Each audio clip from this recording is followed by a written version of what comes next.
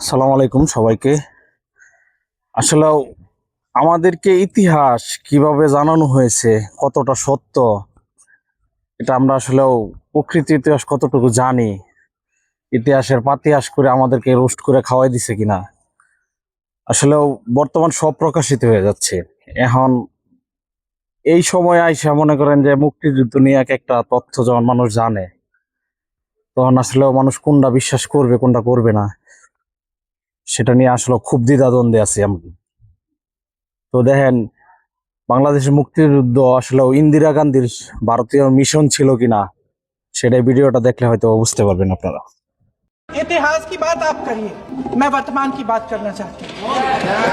महान देशभक्त शहीद इंदिरा गांधी जी, जिन्होंने सफल कूटनीति के बल पर अमेरिका के राष्ट्रपति निक्सन का मुकाबला करके पाकिस्तान का विभाजन करवाया, बांग्लादेश बनाया, 1 लाख पाकिस्तानी सैनिकों को आत्मसमर्पण करने पर मजबूर किया, उन्होंने कभी इसका श्रेय लेने की कोशिश नहीं की। लेकिन इस ऑपरेशन का सिंदूर का क्रेडिट तो हमारे प्रधानमंत्री जी चाहते हैं।